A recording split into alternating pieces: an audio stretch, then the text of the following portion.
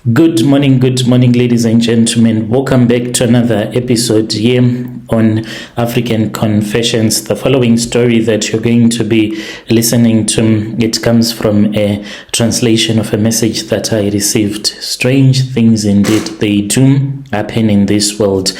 The message, it reads like this. Hello, Brother Nanshi, how are you? Can you please post my own story as hidden identity?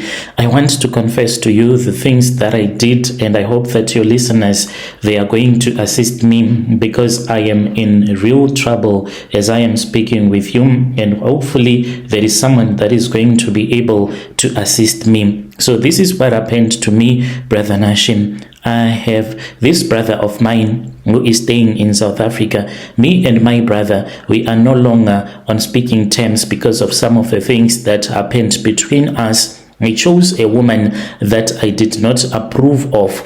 He met that woman even though she is from Zim, there in South Africa. I already had this other woman that I wanted him to marry, but he did his own thing, and me being a witch, I thought that I was going to destroy his relationship, but it seems as if this woman's prayer is the one that is destroying me. She did what they call a dangerous prayer, and as we are speaking right now, I am suffering because of the dangerous prayer that the woman did. Each and every time when I look up into the heavens, then I will see that the windows of heaven will open up, and I will see that there would be rain that will start to flow, and this rain that will fall from the sky, it will start to burn me, and when it happens, there won't be any way to run to. There was a time when I was even running mad. What I used to do at that time, whenever I would see the heavens opening up, since the whole earth would be covered in flames of fire, I would climb up into the tree screaming in pain because I was being burnt. So people, they did not see the visions that I was seeing. They thought that they were just hallucinations that were happening to me, but it was happening in real time. It all started with my brother when he married this very prayerful woman. I spoke with him after he had told me that he wanted me to get him a wife back home. After he had left Zim, he went to South Africa and he worked there for a very long time. One day when we were talking on the phone, that was when he told me that I was supposed to find a girl for him from the village where I was staying. I then told him that it is okay. I had this other friend of mine. I wanted my friend's little sister to become his wife because me and my friend, we are good friends and we are friends of the night. If you know what it means, if you do not know what it means that when someone is your friend of the night, you are both witches. So I wanted us to cement our relationship by having my brother marry her little sister so that we can become more than friends. So we sat down as witches and we discussed that this was what we wanted to do. And then I got the phone numbers of her little sister and I gave my brother the phone numbers, and they said that you can now speak with him. She has agreed. So they started talking and they started dating over the phone. What I did not know was that this girl, she was someone that was dating a lot of men at the same time. I thought that she was an honest person, and I thought that the reason as to why she had been chased by her husband, it was because her husband had found another woman, but it seemed as if it was him who had destroyed her own marriage. And then when my brother returned back to Zim, my brother then spoke with a girl and they made love, and then that was when he saw that there were a lot of messages that were from different men, meaning that she was dating a lot of these men and she was not dating only one guy. So my brother then told me that it seems as if he was just dating a prostitute and he did not want to continue with the relationship anymore. Since I know that this was more than marriage that I wanted to happen between my brother and my friend's little sister, we were both witches and we had already made a covenant. And as witches, when you have made a covenant, you are supposed to keep the promises of that covenant. So it was no longer about my brother, him being happy, but it was about me trying to seal the deal between me and my best friend so that we can become more like relatives. As time went on, my little brother, he then started to ignore this girl, and as he was ignoring that girl, my friend came to me and he asked me about it, and I confronted my brother, and then he said that he did not want to date a woman that sleeps with each and every man out there.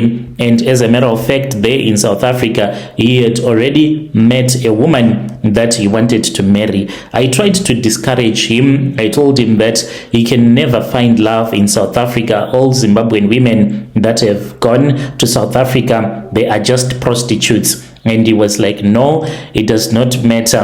What matters is that I have found the woman that I think is the right woman for me. That is all that matters to me right now. So I kept on discouraging him until he told me that it was too late. There was no way that he was going to dump the woman that he was already staying with for a woman that he had seen that she cheats on him. I then said, what am I going to do here? And that was when we sat down as witches. We had a meeting, and this meeting that we had, it was all about destroying my brother's relationship that he had started in South Africa. We sat down and we had a meeting, and in the meeting we agreed that since I had powers, I could travel alone to South Africa so that I can break up their relationship since they were already staying together.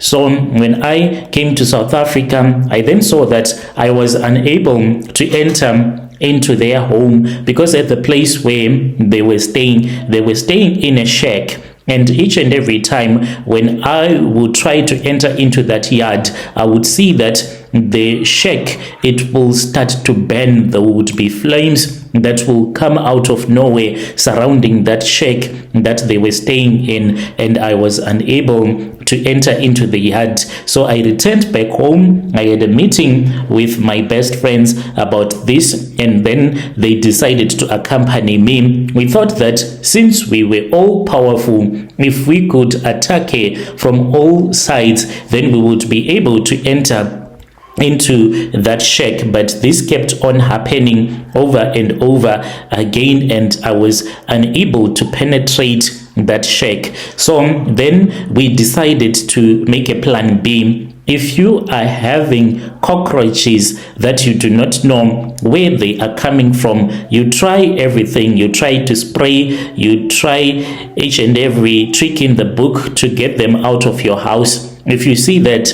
you keep on having these cockroaches in your house, then you need to know that something spiritual is happening. So us as witches, we can use rats. If we want to steal your money, we can use rats. If we want you to continue buying food, there are people that work, but all of their salary, the money that they get, it will end up with them just buying food. They don't do anything in life. It's like they are only living to buy food, and the food that they buy, it won't be anything that is special. No, it is just food that is normal, and it will be like they are not even working with the way that they will be suffering. It is because we would have left either some cockroaches in their house, and these cockroaches, they won't be normal cockroaches. The way that they will be eating the food, they will eat the food more than the way that you will be eating. So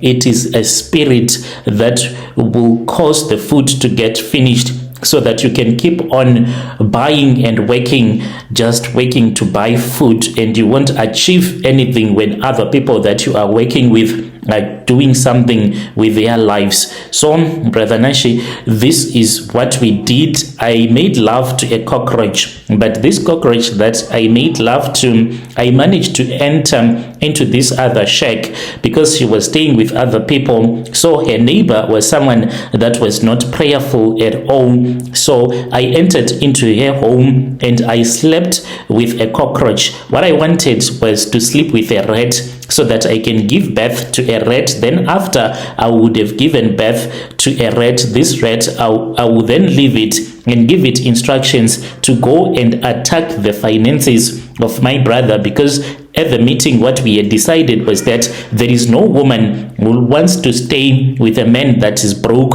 I wanted my brother to get fired so that he will be dumped by that woman. But it did not happen the way that I thought that it was going to happen. I was unable to get a rat on that night, so I ended up sleeping with a cockroach. After I had slept with a cockroach, I fell pregnant that very same night, and I gave birth to cockroaches. So that is how I started to attack him. Because of those cockroaches, I was now able to enter into the shack. So I would take a mother's face. This is what happened at night.